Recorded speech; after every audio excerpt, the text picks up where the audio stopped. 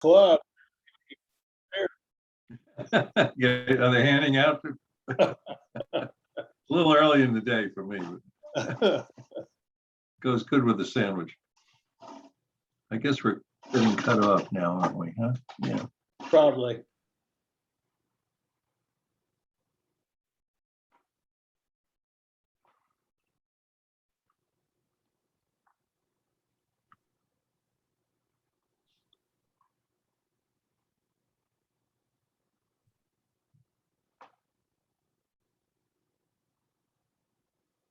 The world waits in anticipation. Yeah.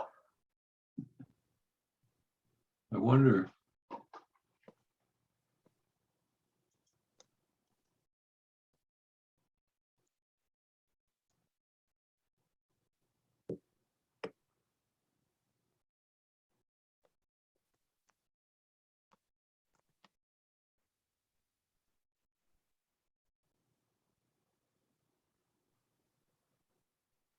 Maybe they got into that beer a little early.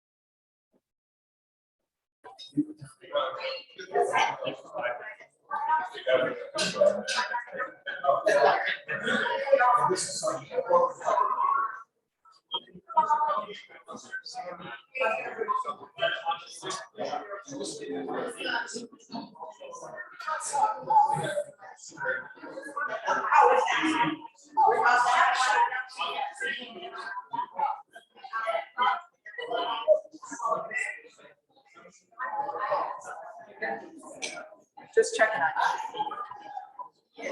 Everything good? Still verbal.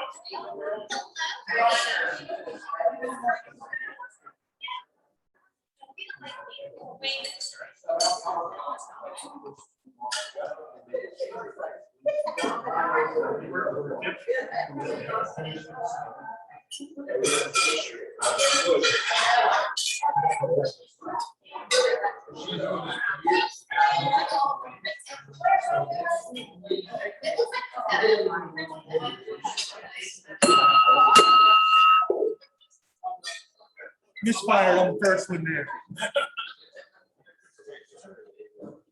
Good afternoon, Cary Rotary Club. Welcome to the friendliest club in District 7710. And we're going to amplify Rotary today. Yeah, I get it. That's a theme. But thanks for joining us today. The very last day of summer 2021. That's right. At 3:20 tomorrow afternoon, everybody get out their eggs and try to stand them on their end because it will be the autumnal equinox. As we anticipate that moment, can I call on Jim Lovejoy to please lead us in the prayer and the pledge? Jim. Let us pray. Our Father, in a world where conflict often appears to be a way of life, we give thanks that as Rotarians, we can reach across so many borders to offer comfort, counsel, and service to those in need. As we lift our voices in prayer, we give thanks that we have the ability to offer our time, our talents, and our fortunes to serve our neighboring men and women. We pray for more understanding and acceptance of our differences in these unsettling times. And we join in fellowship today to help us better fulfill the commitment to service above self. I pledge allegiance to the flag of the United States of America and to the republic for which it stands, one nation under God, indivisible, with liberty and justice for all. No song. Today, we will not sing today. I forgot to remind you. I forgot to remind myself. But Ernie, You're gonna give Tim a run for his money there. You were right on it, my friend. All right, well, can I call now on Renee Spell to introduce some guests and visiting Rotarians today? Yes, thank you, President Bob. We do have guests and visitors today. Bill Fletcher, would you introduce your guest? Happy. I have as a guest today, Art Radke. Stand up. Please, thank you. Art's a former Rotarian from Virginia, now living in Vermont, and he is the founder of the Community Education Foundation that has invited us to administer a grant that their organization will make to do small grants to teachers to enhance what happens to students in the classroom. So we're still developing the joint relationship and the whatever it is. Now, just that document, I understand. And Art, welcome. Thank you. Welcome, Art. Tonight, you also have a guest. Actually, I have two guests. This is the particular thorn between two roses, all right? And I have my bride Kathy is visiting us today as a guest, all right? Welcome, Kathy.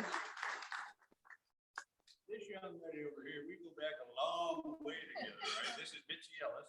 Mitzi and I were in the same governor's class.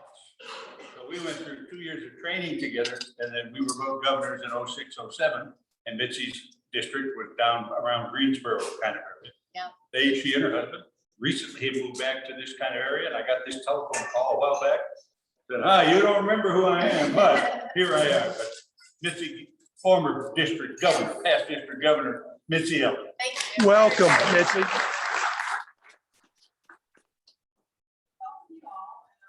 other guests or Rotarians who are? Okay, thank you. Well, thank you, Renee. And while you have the floor, can I ask you to update us on our social this weekend? Hello, everyone. Welcome. This Sunday at Bond Park, the Bueller Shelter, we have reserved for a few hours just to get together and have a little social time together. Got a cornhole game I'm bringing, got a friend offering to bring another one. So we're going to get together and enjoy some outside time, socially distanced. And so if you will just respond to the email that I sent you with the number who are coming from your household by Thursday, so I can get the food order. These are Jimmy John's box lunches, good to go, and look forward to seeing you all. Thank you so much. 2 to 5. Come early, stay late, come stay the whole time. It'll be great. Thank you. Casual to the nth degree is what we're looking for here. And a number of you have been kind enough to sign up to try to reach out to some folks that we haven't seen for a while. There's about 15, 18 or so yet that we don't have anybody accounted for. So I know Renee, I'm going to just pass around a list. If you all know someone on this list that you would like to get in touch with and make sure they know that we miss them and that they're welcome, that would be great. We're trying to re-engage as best we can. So thank you, Renee, for running with this. I'd also like to recognize Bill Fletcher. Last week, we had 2 Rotary. Somebody get that. It might be. Yes, no, we're not. I'm not in a fining mood today. But Bill had an opportunity to participate in the Rotary Leadership Institute section that took place remotely. So I asked him if he'd share a little bit about his experience about this great program. Thank you, President Bob. I had participated in RLI Section 1 a couple of years ago, and I got this email from the Mid-Atlantic District or somebody in Maryland who said, come on and do RLI 2 online. And I did, and the experience was very interesting. And I left my notes at home. So, but we obviously we talked about the Rotary history. We also talked about strategic planning. And it was interesting for the people in the group. Some had never thought about doing strategic planning in their club. And others like our club is on the vanguard of that with, I had the privilege of sharing our 2-page strategic plan and tracking form that we have. And I hope all of you take a chance to look at that each quarter when it's shared, because it is rather spectacular of how our board is leading this club. And lastly, we dealt with leadership, and the premise was that we had an egotistical member of the committee of the group who said, I can do it, I'm going to do it, I don't need any help. And other people who were saying, we think leadership takes a different role. There's a different responsibility of leadership. And so the class wound up in two teams in a debate, which is the right way to go. And so it was a classic debate format, presentation, rebuttal, and then revisit. So it was an interesting exercise. That's RLI 2, and I enjoyed participating in it. And I understand that the in-person thing in Durham this coming weekend has been canceled. Participate when you have an opportunity. RLI 1, 2, or 3, participate and learn more about Rotary and develop some skills you can use not only in Rotary, but in your business and in your personal life. While I have the floor, Art Radke has having an event for his Community Education Foundation Saturday night at the Durham Bulls. And he is offered to anyone who would let him know today that you'd like to go to the Durham Bulls game. He's got tickets and food. So you're going to have a wonderful family Saturday night at the Durham Bulls. So please see him when we're done today. Thank you. Thank you, Bill. And thank you for taking the time, Bill, out of your schedule to attend that training. It's really outstanding. I highly recommend it. The club will pay your tuition. So stay connected to the communications about that. Saturday, we had our district assembly for the fall virtually. And I'm pleased, and I want to thank the 11 members of our club that chose to attend. The program was focused on the Rotary Foundation, your Rotary Foundation, and the things that it does and how we support the reason that we're here, right? We have such a leverage opportunity to do great things around the world and in our community. It was great to spend some time talking about that foundation. One aspect of the foundation is Polio Plus. And so you'll recall that we've got a campaign that for Polio Plus to earn a matching gift from our club. I'd like to call on Mary Cam to speak a little bit more about that. Mary? Hi, everyone. Can we fix that?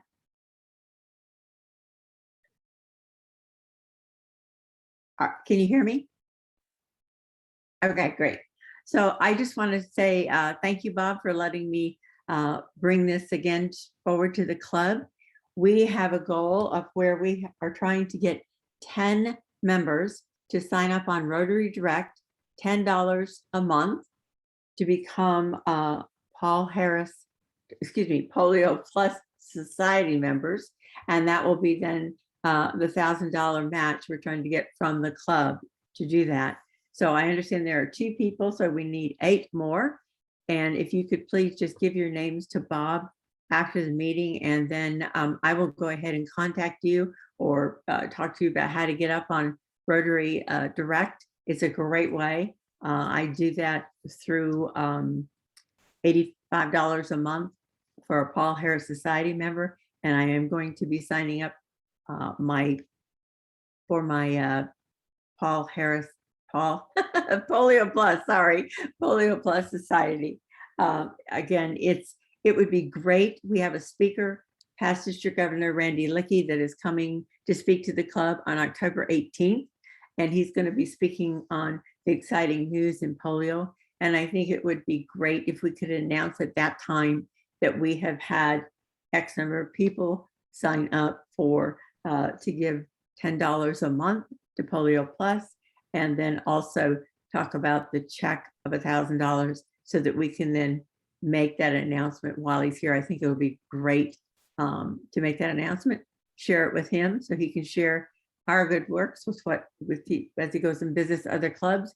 And that's a great way for us to celebrate Polio Plus Polio World Day, which is on the 24th of October. We'll also have the sheets available for people who want to sign up and then be invoiced through their dues for certain things. But we really want that 10 people on Rotary Direct. It's so easy. So thank you again, and I will give you an update next week. Thank you, Mary. Jim Lovejoy. Jim, you wanted to make a quick announcement? Yes. Our club has been sponsoring the Dominican Republic mission trip. This is I think it'll be the 8th year we're going. I'm planning on going. It's March 5th to March 12th. We intend to build 3 houses down there. There will be 25 to 30 of us going down. If anyone is interested, see me after the meeting. I can tell you more about it. Thank you, Jim. I understand that's a life-changing kind of a trip, so thank you for running with that. Any miracle moments? Neil Lagarde.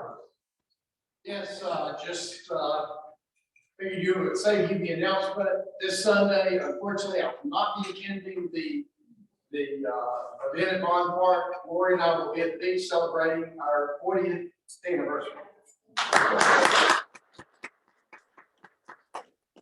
Congratulations, Neil. We had a built-in party for you. Good luck. Bruce. Bruce. Today's my wife's birthday. I won't tell you which one, but it is her birthday. All right, happy birthday, baby. Congratulations. Any others in the room? Any miracle moments online? All right, well, without further ado then, the refreshments are getting warm. I'll call on David Coulter to please introduce our speaker today. Thank you, President Bob. I'm pleased to introduce Michelle to you, but first I want you to know how intuitive she is. Now, for the last 2 club meetings, somebody has said, could she bring samples?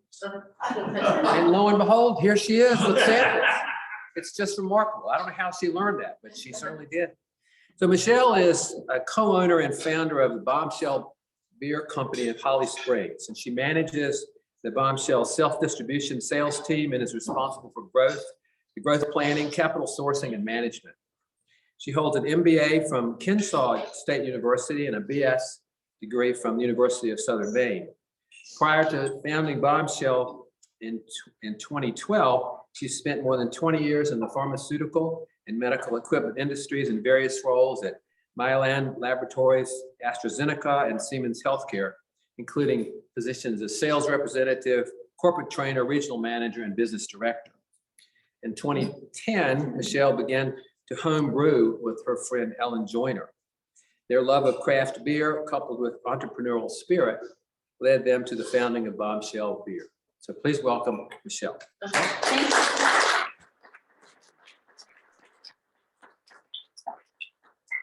Good afternoon, everybody. All right, well, please if you don't take any samples right this moment, bring some home with you. All right, so that's a picture of myself and my 2 other business partners. And a lot of people often ask, where did the name come from?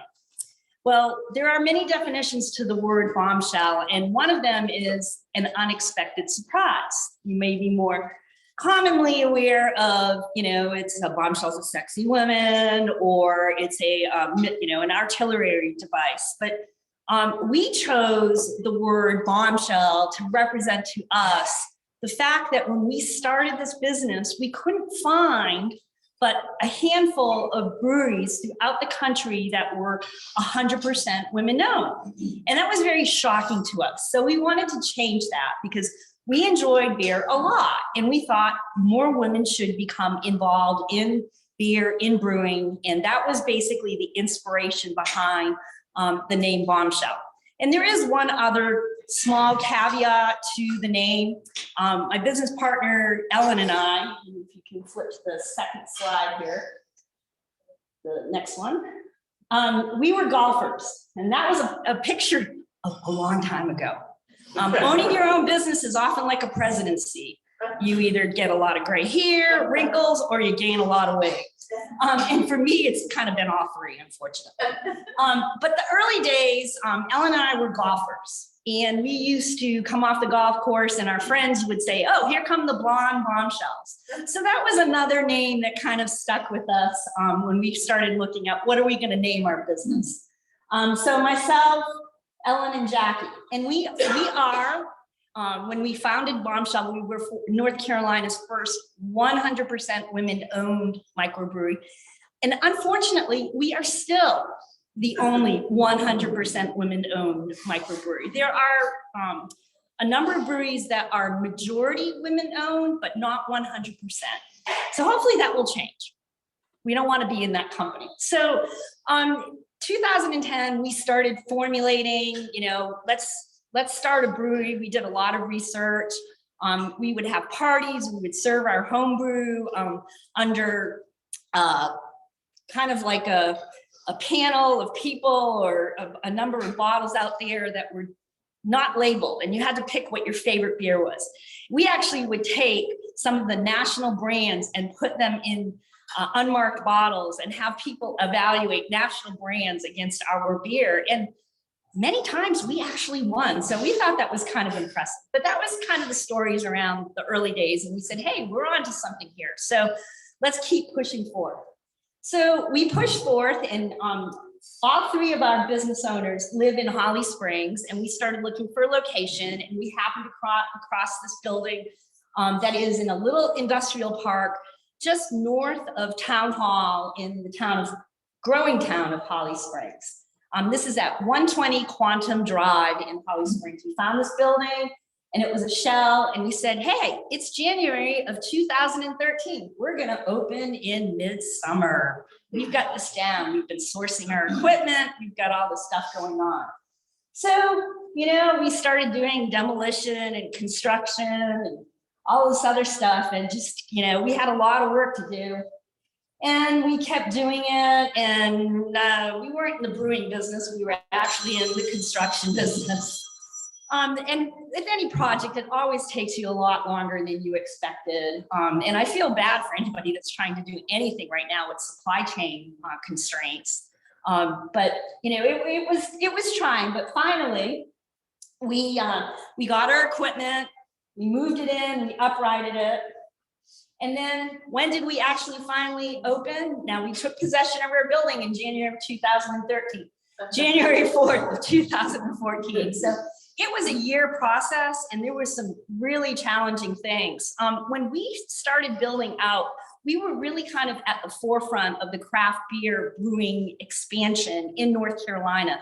And the equipment that was coming out of China was still very problematic with their alloys and having rusting problems. We sourced our equipment from the US. It was a lot more expensive.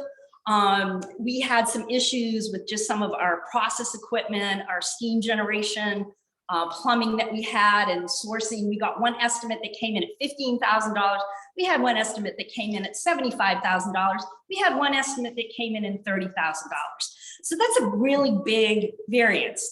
So those are some of the challenges that we had while we were building out that caused some delays as we continued to do research, because there weren't that many people that had been through the process at our scale. But we finally got opened, and our tap room actually opened January 4th. And I was sharing with your wonderful colleagues here that we actually sold our first keg of beer to the public in November of 2013. All right, let me just get caught up on the slides so I can, here we are. All right, so this is kind of some more modern day. That's what the inside of our tap room looks like, outside of our building now. And we have a backyard area that is like a little beer garden that you can enjoy. We're pet friendly, we are family friendly. Holly Springs is a very family oriented community. So many times it is baby's first outing. I can't tell you how many people I run into. The first time I brought my baby out in public was to Bombshell. So it's an honor to be part of that process. So we have that tap room and beer garden. We're open daily. We do online ordering. And during the height of COVID, when everything was shut down, we actually did home deliveries. So a lot of people ask, what is it like owning a brewery? And I tell them, well, let me explain the math to you. When I was in corporate America as a director for Siemens Healthcare, I got to work 12 hours a day, 5 days a week. Now that I own my own business, I get to work 17 hours a day, 7 days a week. But I get to pick the 17 hours I want to work. It's not that bad, but in the early days, there were many a 17-hour day. And I don't quite always work 7 days a week, but as a business owner, you know, you're always doing something. So it is kind of a 7-day-a-week job.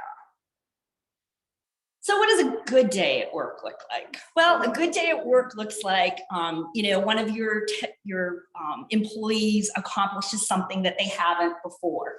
Or you get to win medals and accolades for your business. And this is a list of awards that we won in a variety of beer competitions.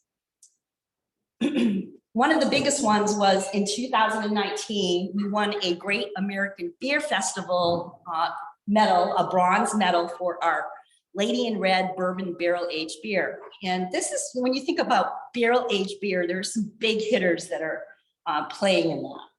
And Lady in Red is it's our most winning beer. We just won a medal at the North Carolina Brewers Cup, a bronze medal this year. But it's won a bunch. And you can see it's pretty stiff competition. 9,300 beers are normally judged in a variety of categories. And we were the only brewery in the Triangle to have won a medal that year. Now, one of the other accolades that we were very proud of was being named to one of the 10 best women-led breweries or distilleries in the globe. Unfortunately, that was on March 4th of 2020. Our fanfare was very, very overshadowed by something else that was going on. So although it was a great accolade and we really enjoyed being part of the other wonderful women that were named on this organization, we didn't get all of the fanfare that we wanted. So what does a bad day look like at Bombshell Beer? You can press. So this is an example of $7,000 of beer going down the drain. And this happened last Friday. We had a tank failure. There's seals that go around these man-way doors. And we think we pulled a vacuum and it wasn't seated quite right. And consequently, we lost a full batch of Lady in Red, which had been, we have had supply chain issues sourcing the grain from Germany. So it was already backstocked to begin with. And then we ran into this. So that's what a bad day looks like. Next slide. So people often ask, like, how do you determine the size of your brewery? And the common measuring stick in the brewing industry is a barrel of beer. And what does a barrel of beer represent?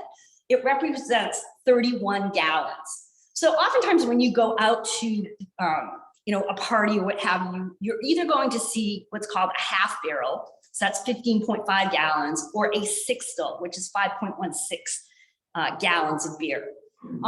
We have a 15-barrel brew house. That's the top picture. That's where we brew the beer.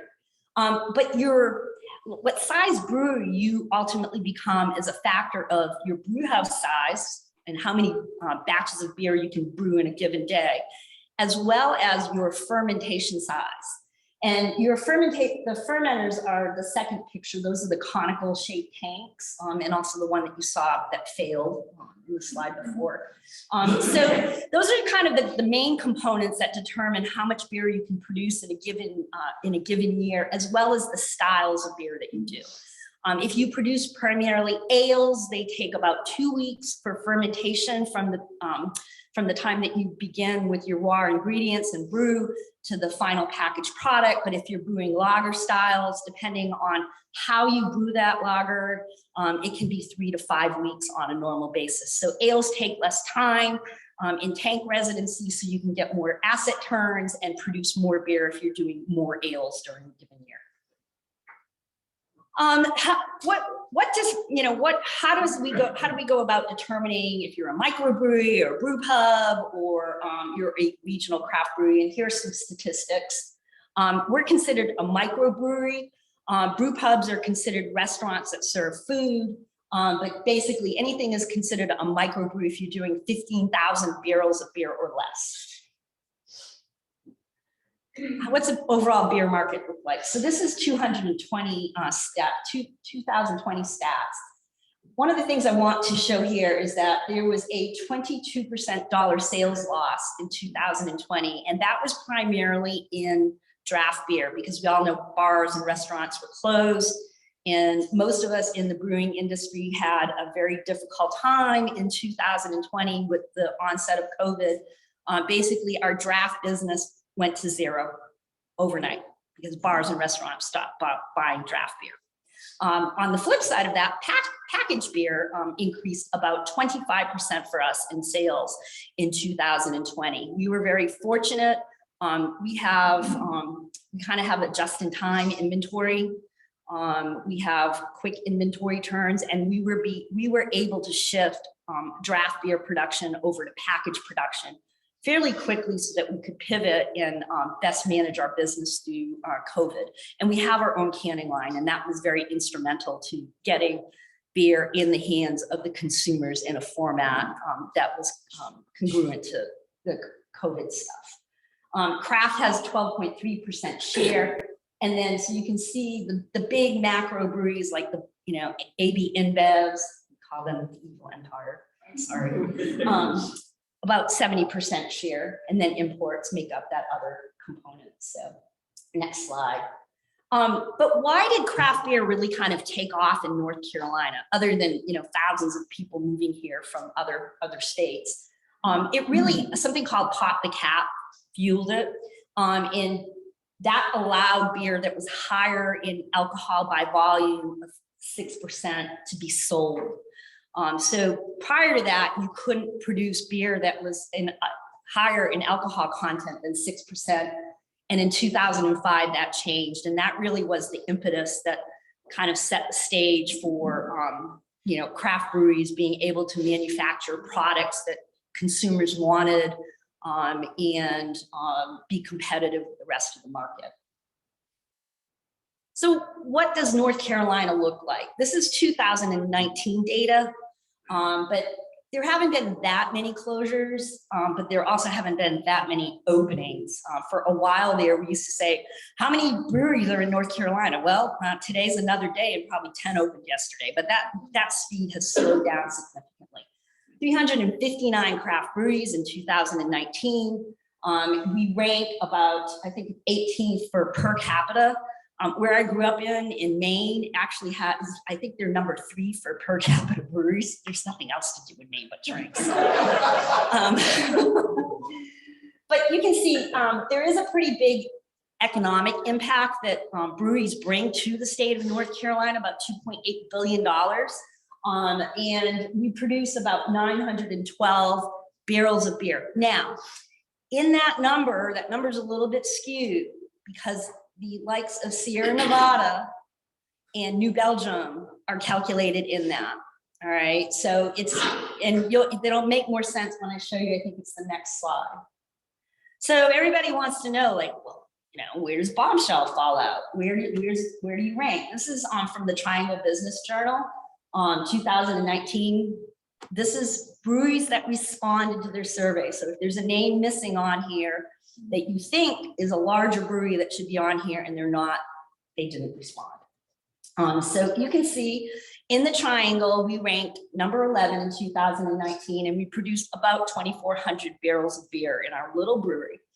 And we produced less than that in 2020. Prior to COVID, our mix of beer was about, that we sell on a wholesale basis out the door, about 65 to 61% was draft versus packaged product. So when draft dried up, it was significantly less, but we've been selling more on premise. And we think a lot of that is coming through just the organic growth in Holly Springs. There's just more people. we kind of all were asleep for a year, and now people who are just moving in, and now they're looking for places to go. All right, so as a business owner, what's something that I think is kind of unique with the brewing industry? Taxes. I pay taxes on what I produce, not how profitable I am. So, from day one, when we started Bombshell, we were paying taxes, and the rate on taxes was actually $6 a barrel when we started. And there's been national legislation that basically cut that, but actually $7. There's national legislation that cut that in half about 3 years ago. So I just think that's kind of an interesting thing. Imagine you open up a restaurant, and when you start producing your food, you get taxed on your food, not sales tax now, but just pure production. But then you're going to have to pay sales taxes. So we are a sin industry, and we do pay for it. Oh, and the other one is we self-distribute. We pay 61 cents a gallon to the state of North Carolina in excise tax when we sell beer. So there's a couple of different business models in the brewing industry. You can be a self-distributing brewery, which we sell all of our beer directly to bars and restaurants. You can sell it to a distributor / wholesaler, and then mutual distributing, and then they'll sell it to bars and restaurants. You can be just an on-premise brewery. There are some breweries that don't have a restaurant, and they primarily just sell all of their beer on premise. Or you can be some combination thereof. And those are kind of the big business models that exist in the brewing industry here in North Carolina. Right now, on-premise tap rooms are really the growth channels. It's uber competitive in the wholesale distribution channels at the grocery stores, because you have all of these breweries from other parts of the country that invested in growth. And now they're all fighting for shelf space. And we call it at the retail level, it's called SKU-mageddon. So a beer represents a SKU, and that's like the little barcode on the side. And we're all fighting for shelf space. I am proud to say we have 8 full-time employees. I have 17 total employees, and there are 3 owners that work in the business. We added benefits last year, health, dental, life insurance, vision. And that's a big thing for a small business. It's costly. But we want to invest in our employees. We are a Bombshell family. We care a lot. We know health insurance is critical and to our workers. So we have made that available. And interestingly enough, my son went to work for US Bank when he graduated, and his cost for his medical plan through United Healthcare was $20 more a month than what my employees pay. And it was basically the same coverage. So just a little bragging there. All right, next slide. Where do we do business? Our wholesale business, basically, we go out to Winston-Salem. I have 3 main geographies that my sales reps cover: Winston-Salem, Greensboro. Then I have Durham, Pinehurst, with Holly Springs being in that. And then I have a rep that covers Raleigh. So we sell to bars, restaurants, golf courses, hotels, little, retailers, from, what main grocery chains we're in. Lowe's Foods is a huge supporter of small, local, independently owned microbreweries. The other grocery stores are supportive, but not as much. We are in Harris Teeters. We are in some Harris Teeters. We are in Total Wines.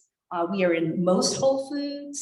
And most of the independent retailers around the Triangle carry our beer as well. So there's that local brew economy. I made reference to that. It goes down to producers of grain and hops. Grain and hops have become more prominent as growers have maybe switched from tobacco and looked at farming these types of products that can have some vertical integration in the business model here. And then we have wonderful universities that have done a lot of research around hops and yeast, which of course are, some of the main ingredients in beer. So we're part of that brew economy. We're proud to be part of that. So on a local level, we have food trucks that come to our brewery. We don't charge those food trucks. We feel it's kind of a synergistic relationship where, because we don't serve food on premise, we can provide that service to our customers. And then we have a run club that's very active in the community. We do tons of fundraisers, and we have live music. And of course, we all know that, musicians suffered tremendously during COVID, and we've just brought back live music on premise.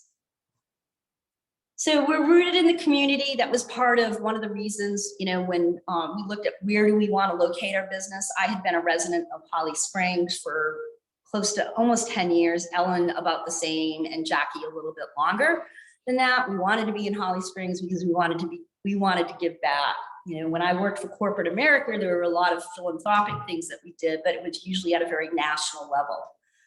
We get to choose the organizations that we support.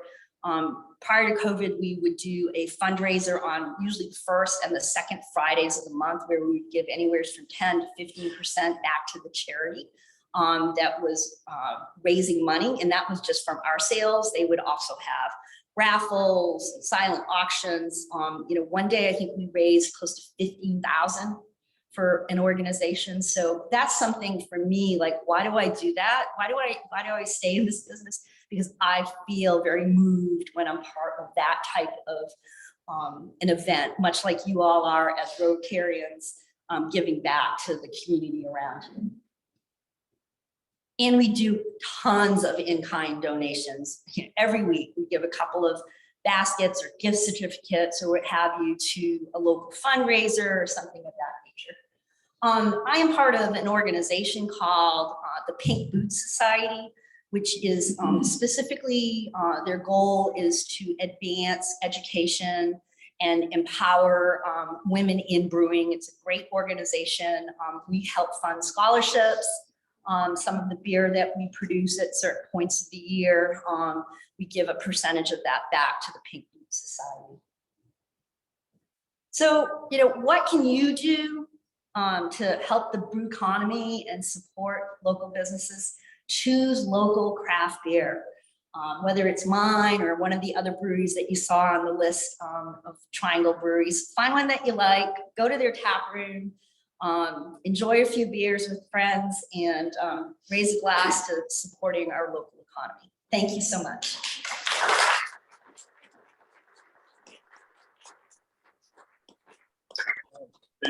Stand up. Well, that's a pretty professional speech, don't you guys? Yeah. Bad job, all right? No wonder the brewery's doing so well. What she doesn't know is I got this sales speech a couple of weeks ago. Actually, Kathy and I did. My daughter was visiting us. I just happened to mention we were going to have a speaker coming to our club who happened to be the owner of a local brewery. I said, "What's the name?" I said, "Oh, Bombshell." She said, "That's where I go all the time." I said, she's one of those runners they talk about. They run 5 miles and then they always end up at a brewery.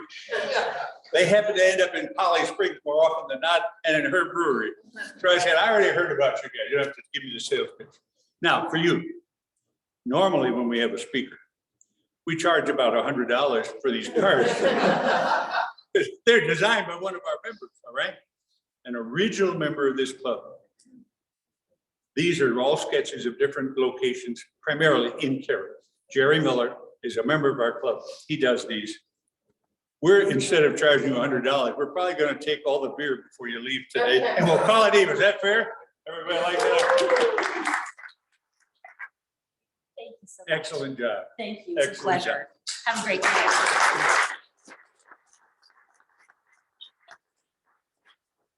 Thank you so much, Michelle. It's great to hear what a success story. Was it an overnight success story built on thousands of nights and hours and hours and hours of work? And so I guess, again, I'll take the privilege of please encouraging you, since no one stepped up during the meeting to open. We're not teetotalers, Michelle. I know that for a fact. You want me to explain some of the beers? We have just a minute to do that, sure. All right. So if you are gonna take some samples, so this is everyday drinker. This is beer flavored beer. So this is gonna be kind of like aligned to Bud Light. All right.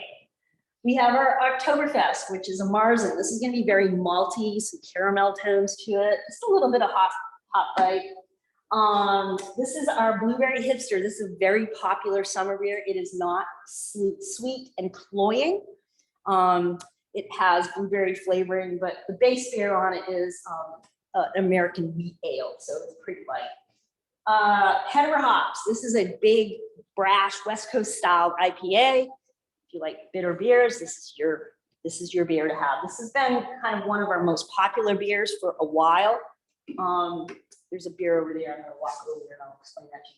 We just started doing sour beer. This is our blackberry sour tart. If you're a wine drinker but you're not a beer drinker, this might be an option for you.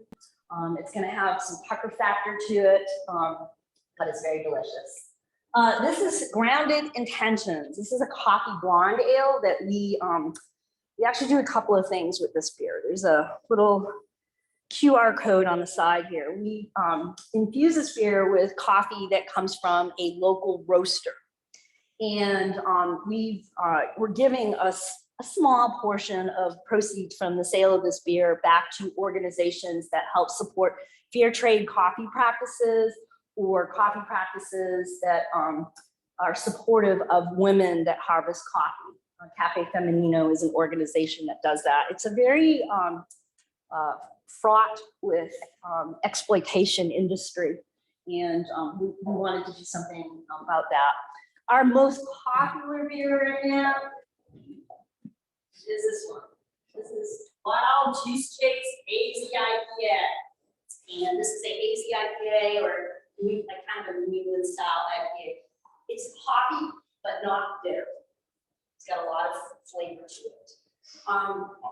In the craft beer industry right now, about 60% of the total beer market is, from a stylistic standpoint, is IPAs.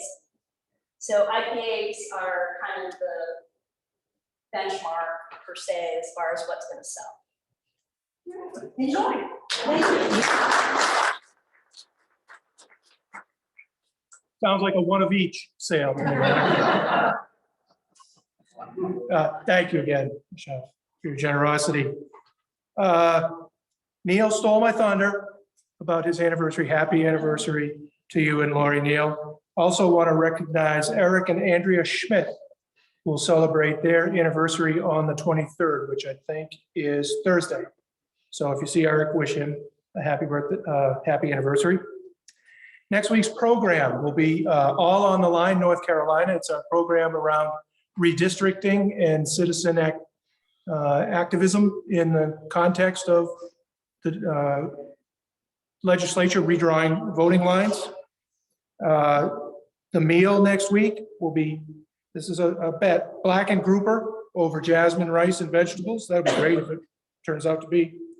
In 2 weeks, Lori Shashevsky, Wake Up and Read. Bill Fletcher is going to bring Lori to us. So thank you, Bill.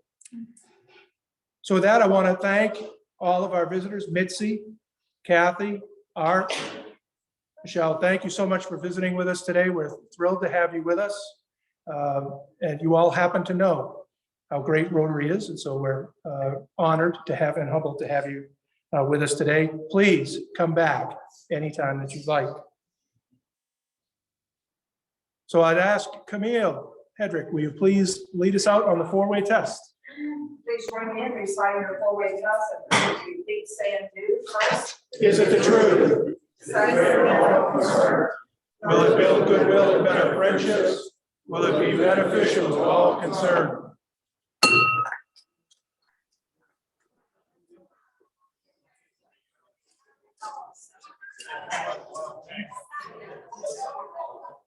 As you go.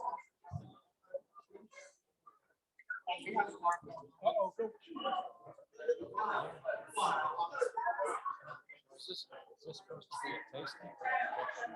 Well, at this point, it's take one home. Yeah, I'm taking it home. You should.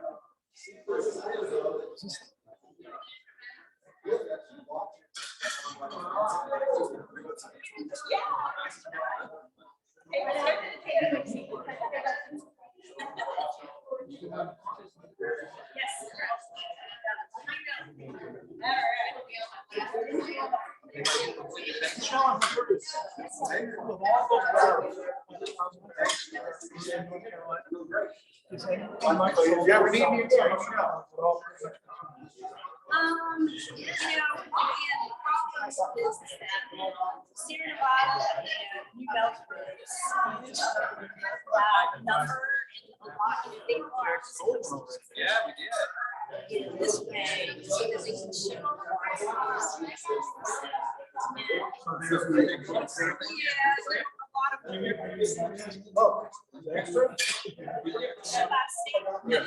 There's, every mile. We got a big tax on that.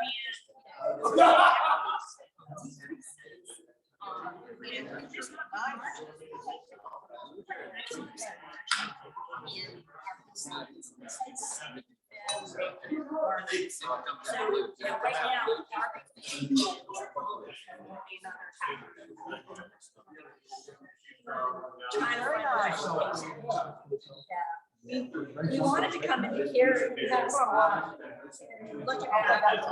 We're still. That's the world. Thank you. Oh, I'm sorry.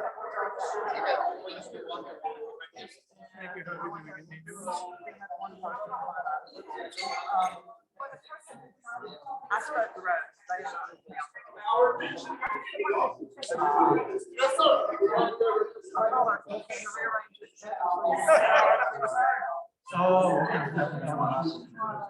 Who passed this around? Renee passed it around? You got a name on here. I'm chasing him with the other thing. So I'll go after him, right? Just so you know. Competed with. Okay. So. All right. Cross that off. I'm trying to get Christian. I talked to him.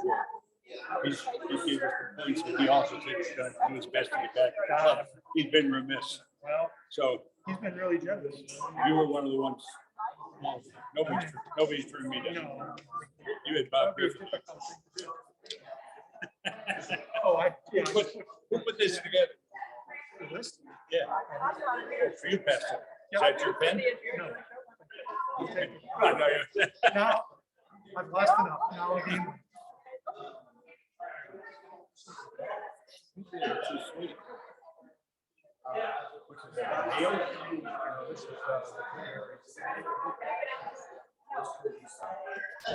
Hello, Kim. Thanks for joining us. Absolutely my pleasure.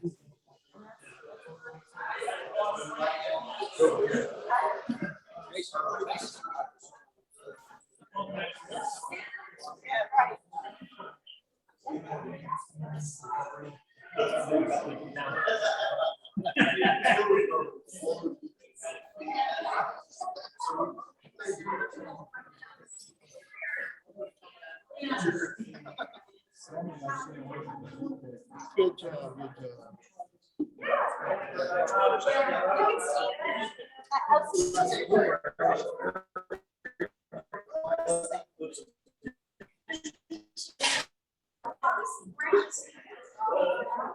You put me down for 10 months. You got it, yeah. Thank you very much. And I'll, you know how to, I'll get something for you. Okay. Thank you. We've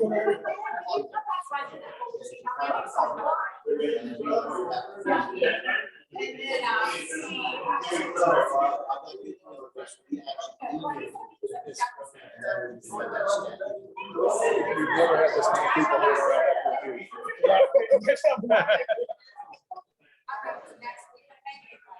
Kim?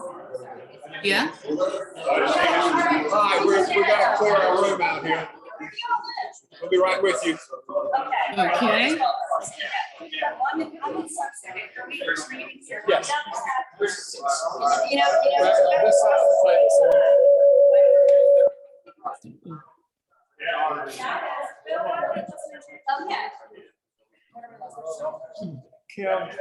You missed last week. She is the community outreach director for a nonprofit that does credit counseling, et cetera. They currently have a contract with Wake County to work with their employees. And in talking with the CEO that was making the presentation last week, they also have materials that are used with the employees' children. So we want to talk about what their resources are. Okay. Paul, thank you. All for the board, all for the board. So we, our guy that does. So we don't do It's exciting to see. Alzheimer's. Yeah. We have contact. But yeah. Did I take your seat? Is this your seat? No, I don't know if I'm supposed to be here. You But I can. see Bill. I wasn't here last week. Absolutely. Okay. Yeah, we got another meeting. Yeah. All right. Nice to meet you, Art. Thank you. Very nice to meet you, sir. Sounds good. Thanks for coming. Thank you for having me. Jim, you need to be on this side, because we got a camera here. So Oh. come around and snuggle up. I'm gonna run. Thank you all. Thank you, Michelle. Nice Thank you, meeting Michelle. Nice meeting you. Thank you. Oh, good. We get all the extra beer. That's right. Yeah. I might take So one. Kim, can you hear us okay? Yes. Yes, I can hear you fine. Okay. She can, and you can see the group? Yes, I can see three of you. Okay. We're gonna have to go with, this is about the best we're gonna be able to do on sound. Okay, no problem. No Okay. problem. I'd rather mute us and hear her. Okay, we'll do that. We can do that. But do you want to kind of just kick off? Yeah, Kim, thank you for being with us. Let me share that. Last week, we had Mike Croxon, who is the CEO of the CESI, Community Education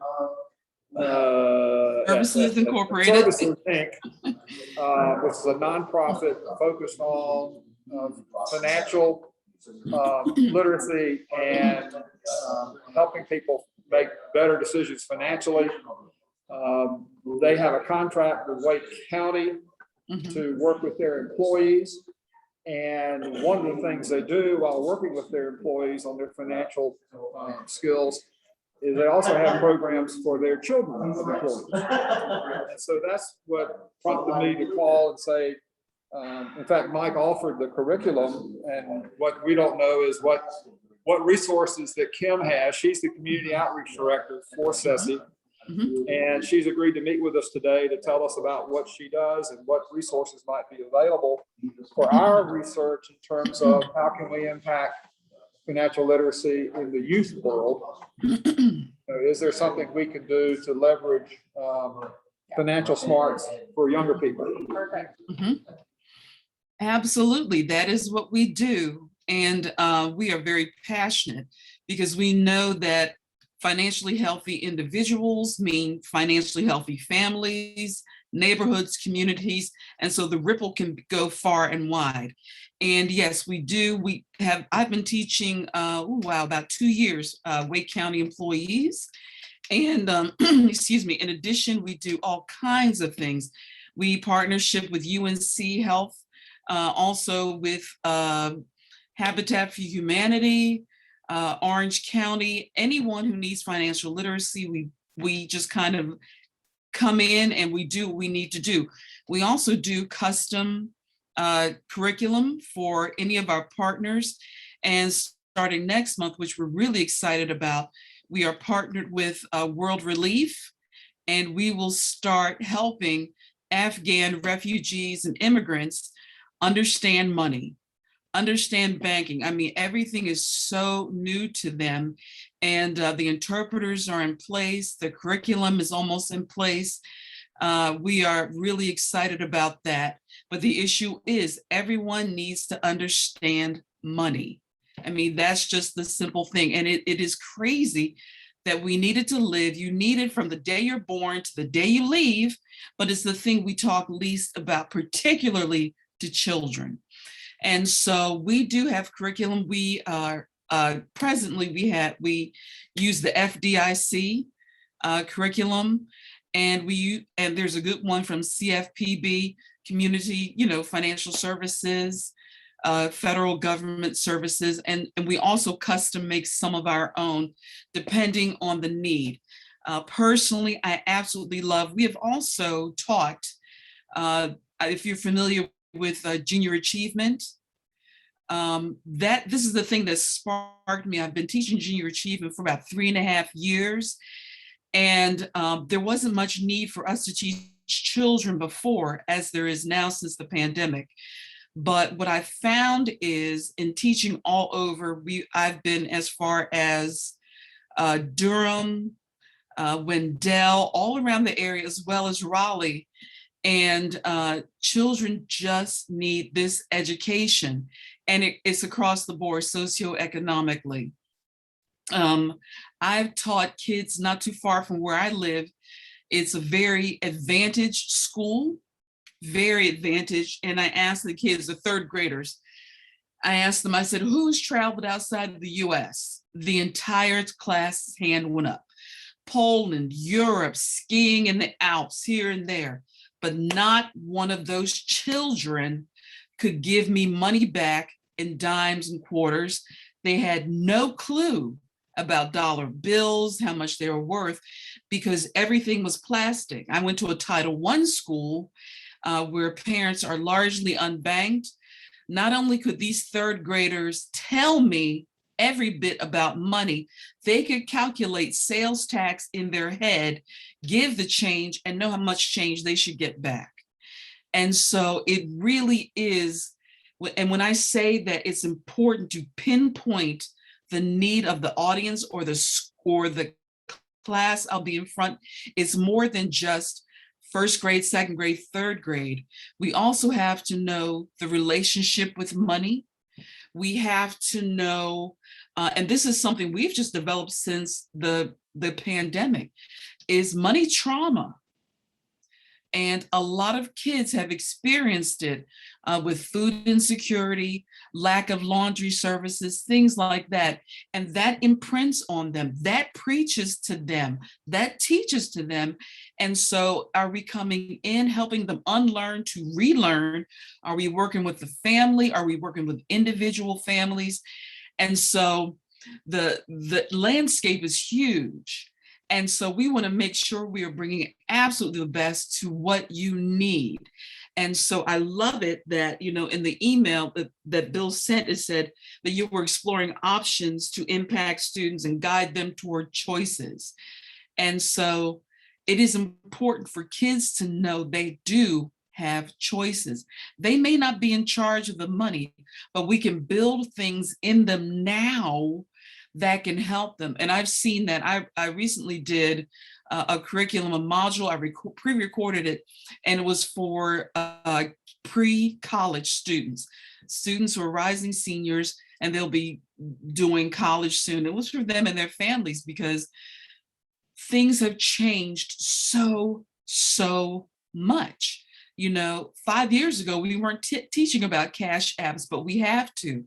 And the biggest issue children, and I'm telling you, children need to know about is ID theft, because that is the currency of the future.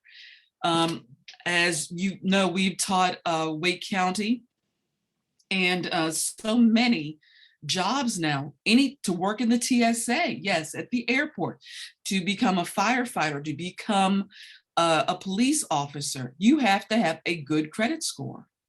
We had one gentleman go through everything. He got his 4-year degree, got through the academy, and was rejected because of a low credit score. And so with ID theft on the rise, we have to teach kids not just to be savvy how to handle their money, but what handling their money will mean to their future.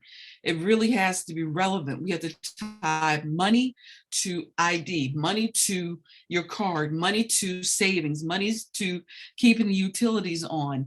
And we're addressing, hopefully, that disconnect, not just swooping in, telling them how to budget and then swoop out. That is that is so disingenuous to me as an educator and as someone who's passionate, because it doesn't help me if I'm a teacher and I'm not teaching in a way that you can't learn, or I'm not teaching you what you need to navigate your life right this moment. And so that's pretty much where I'm at. And I'm also very much believe in being a truth teller. I love your 4 points there. It's like, is it the truth? And I want to be truthful about money. And so tell me how I can help you. Tell me what your vision is. And hopefully it'll be a good fit and we can make it work. I like the kids you're working with, the organizations you're working with.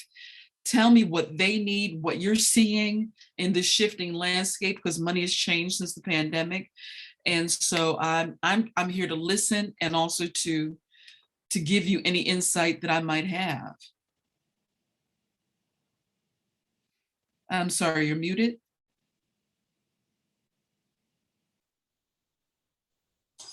I'll fix it just a minute. Yeah, our technology requires us to wait between things. Thank you for that, for sharing that. We don't know yet which we want to work with. What we currently have is a reading program in 5 schools focused on primarily low-income kids who are not reading at grade level. Okay. And we do that by providing money to buy the books that then a staff member actually uses before school in an extended educational environment in a before school program called Read a Book, Get a Book. And I can share more with you about that later. But I'd like to hear from other Rotarians here at the table, your thoughts. I got a banker, I've got a retired clothing executive, I guess I'd call you. What were you? IBMer, but he also did a lot with clothing. Yeah, okay. We got the head of a Dorcas shop, nonprofit.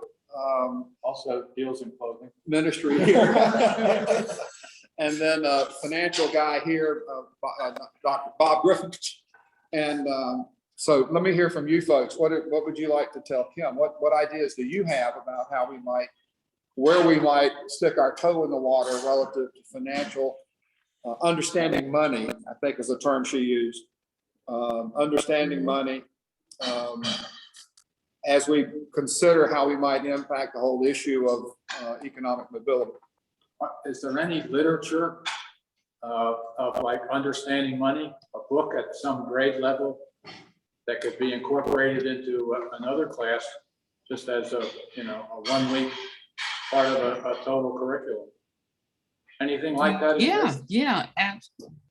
Yeah, we do. I do have some PDFs that I can send to you. You could take a look at it and see if it's appropriate. Are you talking about elementary age? Yes. Isn't that our audience, elementary? Okay. What we had concerns about is, can we make a difference at that young age, or should we, should we be focusing at an older student, middle school or high school student? Because right now, we're wide open on where to apply this pressure. But I mean, Kristen, go ahead. Well, so I thought in my head that we were focusing more on the younger generation, because I think that's what we've been working with so far. So when you were talking, does any of your existing curriculum or programs that you have target that younger age, like maybe, I don't know, 2nd grade through 5th grade ballpark? Yes, and what that is, more than just throwing information at them, it's more activity based. Okay. It's more like counting money, understanding what money is, breaking it down, that kind of thing, just getting them comfortable with currency. At that age, they really need to be tactile. They really need to handle it. And so, of course, it's fake money. It's just dollar store money, but they still count it. They feel it. They integrate it, and we get them a chance. And it's more like, well, you can buy this for this much, give it back, and then paying taxes. And so it's just really building their knowledge around a dollar bill, as opposed to budgeting and all that other stuff, but really just teaching them to handle it, put it in their pocket, and what change feels like in your pocket. So one of the things that this reminds me of, and Bill, you'll probably know, there's an entrepreneur module, I think, in the elementary school where the students all have to come up with their own business and they have to sell their product. For example, one kid I know sold pancakes. So then the kids earn money during the week and then they can money, kind of like the dollar store money, then they go buy products from people on Entrepreneur Day or what have you. So I picture it's the teacher trying to teach that concept of you do work, you sell a service, you get paid money, and then you can go buy a product from somebody else. So that whole business cycle. But I wondered if maybe something like this coupled with that same module or that same section of learning for the student might bring in the pieces of taxes and the costs. I don't know that they do what is your overhead and what is your product cost. And that might be too much, but I didn't know if that would. I'm not sure it's a universal activity. Oh, really? Okay. Yeah, but I've got a call into the head of curriculum, and they're supposed to be pulling together for me where finance is taught K-12. Okay. So that we can look at that. I don't have that in my hands yet. So the tactile, I understand completely the young children needing that tactile experience. Right. So, you know, KA does that. I'm gonna kind of piggyback, I think, on what Bill was saying and Kristen. We hadn't talked about this internally, but I would certainly be interested in a curriculum that not only started in elementary school, but was continuous. I mean, you know, maybe even throughout high school. The reason I say that, I'm a victim of lack of financial literacy, such to the point that I didn't even start, 401k profit sharing until I was about 30 years old.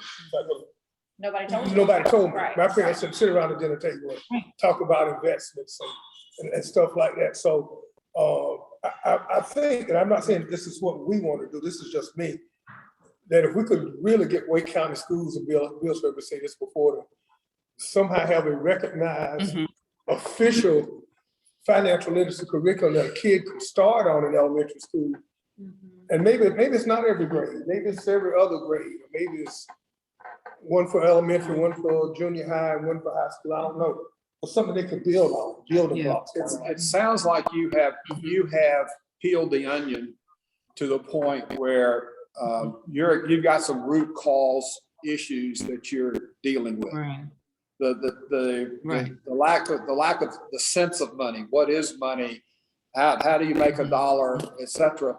And I'm sure there's some other concepts like that that you've identified and that you're addressing with different programs.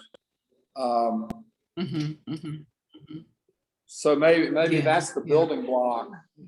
Right. Now, if you're talking about your refugees, they likely will have no sense of money, and they will, I assume, would be put into some kind of accelerated program to say, okay, let's move through these concepts so you can be acclimated to a free economy rapidly, as opposed to over 6 or 8 years.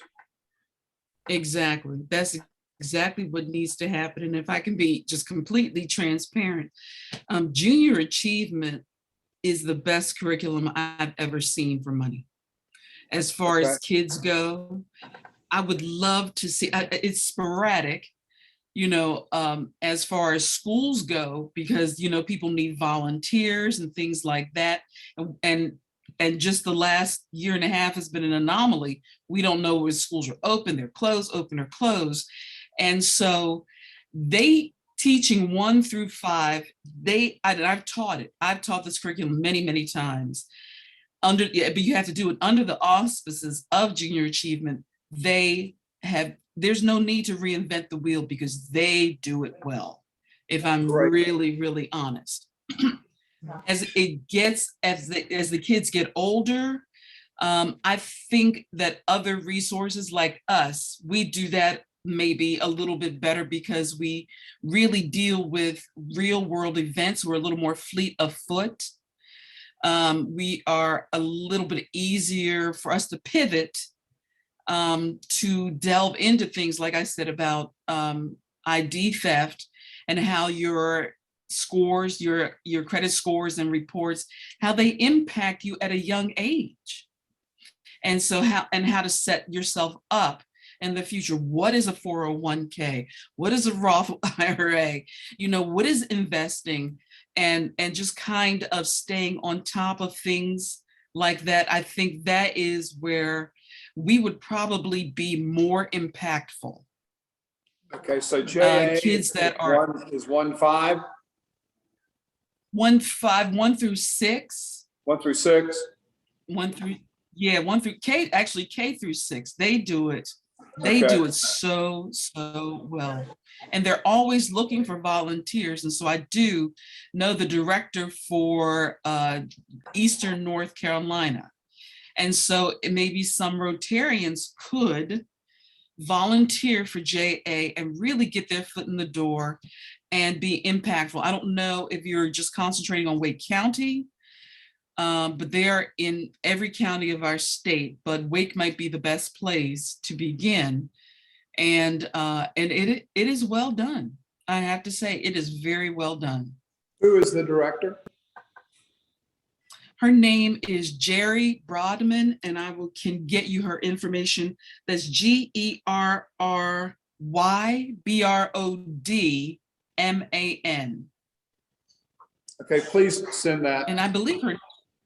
Yes. Great, then it's already created. Okay, so then you're saying your organization would more likely dovetail from 7 to 12. Yeah, 7 to 12, and also pre-college, because we do some things for like seniors and college freshmen, because that really is the place where they jump into adulthood without really having adult financial literacy education. So 7 to 14. You know, getting their first job. Yeah. Okay. Philosophically, Kim, are you trying to drive your result through the educator in the classroom, or are you thinking it needs to be done by others in the community in the classroom forum? I think it absolutely needs to be both, because you have to teach it, reinforce it, teach it, reinforce it. Clearly, just because we're an organization, we have to be supplemental, but we have zoomed into classrooms with the cooperation of a teacher, particularly teachers that I know. They're like, oh, great, come in, teach. And so I'm happy to do that. But if I'm a one-shot deal, you know, in a month, a week, kids are going to forget. And so that's why I'm saying it needs to be reinforced around how can we do this as a community? How can we impact? And so, you know, as far as our sphere of influence goes, it has to be, we have to know who they are and what we want to do. There have to be measurables at the end of a year. And so that's why I'm asking in terms of being very, very specific. Where do we start? How do we know our impact? Were we successful? And then go on and add and add and add. I find even with adults, scattershot doesn't work. We have to absolutely be pinpoint, focused, and I would rather teach 15 very focused, very something that I can teach over and over again to reinforce, because I think that's more important than just a one-shot deal and nobody remembers next month what you did, if that makes sense. So Kim, where do you think? And so I'm thinking. Go ahead. I'm sorry. No, you go ahead. No. That's what I was thinking. Okay. That's what I was thinking. It has to be rated. So I'm trying to figure out where the greatest need is. Like when I sit here and listen to you, I have conflict in my head about, okay, definitely the elementary school. And then I hear you a little bit more and I'm like, no, it's middle school. No, it's high school. You know, so where do you see is the biggest need, or maybe where the energy isn't being put forth, that we can fill in some gaps. Do you have a take on that? Yeah, I do. And this is not necessarily built on science. This is anecdotal. This is what I've seen. But kids that are in high school and pre-college are clueless. They are being taught things innately. They don't even realize they're not just being taught, things are being caught that are just crazy. And I think because they are closest to adulthood, they could realize the most difficulty than the younger ones. If I can give you an example, I mean, kids, they watch reality. TikTok is their reality. And all of these influencers and things like that. And there's a gap between their reality, getting rich and getting famous. And all of that is money driven because all of these influencers have money. This money is influencing kids, but we don't teach them that that's not real. You know, your money, let me help you get a hold of your money. Let me maybe bring you in a session with your parents and let's talk about the reality. Let's talk about, you know, the card act. When you turn 18 and MasterCard and Visa and Discovery are bombarding you. Let me talk about that friend you loaned your license to, because it will mess you up for the next year. That personally, that's where I've seen the most damage done. That seems like so that would be my answer. Like that to be, there's so many concepts that I feel like that audience needs. And I had a personal experience yesterday where my daughter, who's a high school senior, thinks that she's going to spend the summer traveling. And I asked her where, and she named all these foreign countries where she was going to travel on her money that she's going to earn between now and then. And she has no idea that money is not going to get her to Myrtle Beach. Like she wants to go to Greece and Europe, and like, okay, you do the budget, we'll talk about it later. But again, I haven't done a great job, even as a banker mom, explaining every penny and how all that comes together. So that audience seems, that seems like an elephant. Are you familiar with the Reality of Money program the credit union has sponsored? No, I'm not. No. Okay. Well, that is one that in a 3-hour session, students are given a budget. They're given what their expected income is, and then they have to make it work.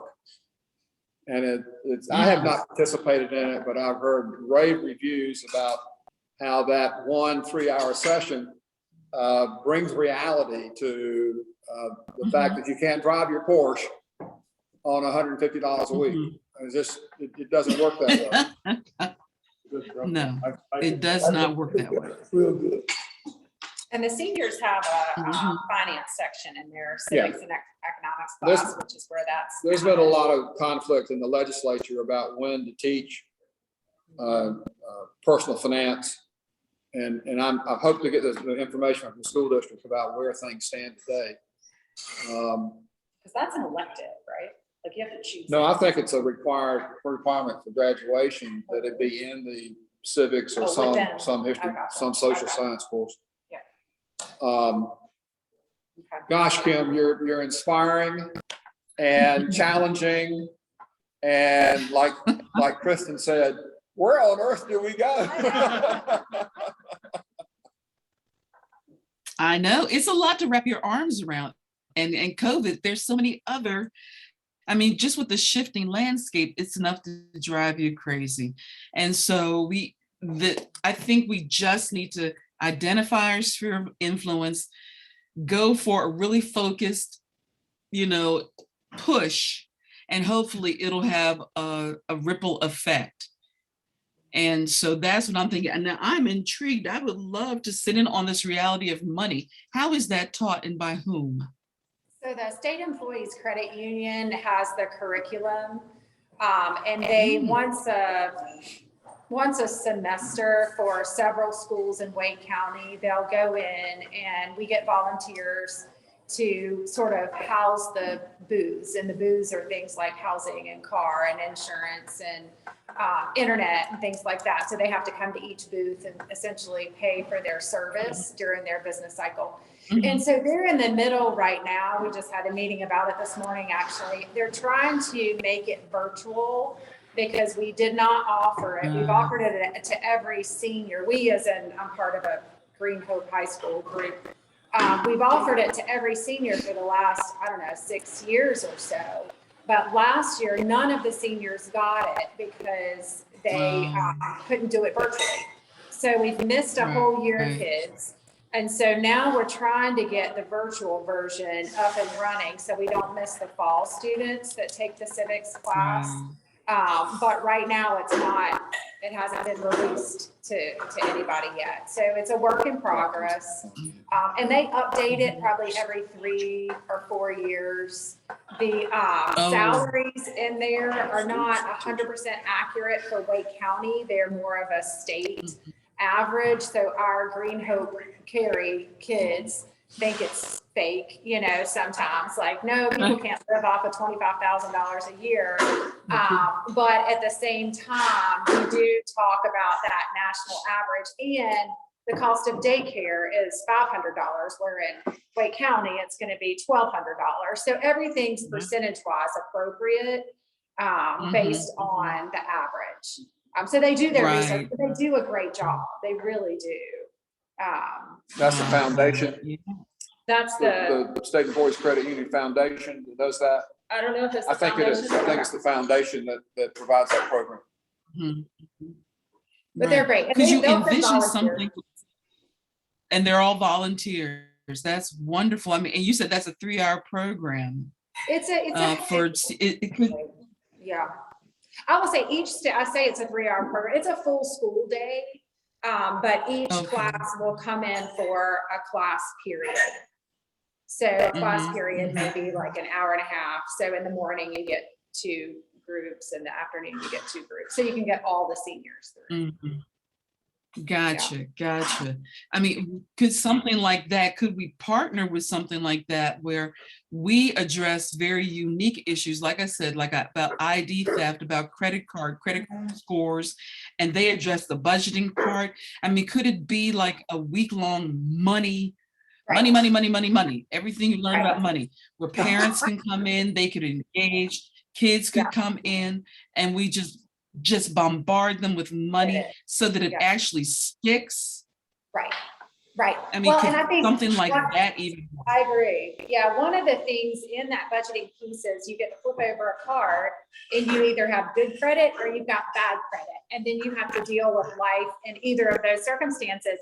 And so even though there's a sort of a session with the students before they come that day, so the teacher and a staff member will explain what's happening, I think until they get that bad card and they have a rougher time than their friend who got the good card, I'm not sure that they're engaged enough to care about the bad or good credit. They hear it, but then if you did it after and you started coming with that identity theft conversation, or what life is going to look like and how you can keep that from happening, I think that's where the interest in the care is and the engagement would occur. So I can see that those would work well together. That's usually towards the end of a semester. So we find December is the time period in May. So that's kind of when that module happens, at least at the one school I work with. So we have a member of our club who is the principal of Green Hope High School. I have a long time tenure on the Board of Education, although I'm not on it now and don't expect to be again, or if I want to stay married. But we can have conversations there about the practicality of an expanded period of time with a tremendous focus on financial understandings and concepts and reality, if you will. Any other questions for Kim at this point? So you'd mentioned your resources. Are those resources, like you have some PDFs and things like that? Are those Yeah, things that we can have access to, or do we need to sign up for? yeah. Oh, yeah. No, I'll send them to you. I'll send them. Okay. I'll send what we have. And, but understanding that we are updating things, Sure. you know, Oh, because yeah. just like you said, you know, things are a couple years old and, Sure. you know, and we need to be, I've seen the need to pivot quickly, but I will send you what I have. Absolutely. Awesome. We have nothing. So everything you have is fabulous compared to what we have. So, Well, you know, yeah. Kim, I'm thinking of one other way that this may wind up manifesting itself is that we're able to leverage other Rotary clubs to take an interest in this. They're in Wake County, there are what, 18 clubs, something like that, across Wake County. There are hundreds across North Carolina. We might be able, out of this, to develop a model that other clubs could choose to pick up. Yes. We'll see. We'll see. That may be a byproduct of this. Okay. All right. Okay. Thank you so much for Okay. your time. Thank Thank you. you It's for great everything. Thank meeting you for having me. Thanks for joining. Good to meet you too. All right. Bye-bye. Have a good day. Okay, she's a Thank rock you. star. Yes. So, okay, worries that pop in my head, because you know, you gotta have the negative Nelly that pops in. Okay, negative head Nelly. Every so often. So I know the school is always very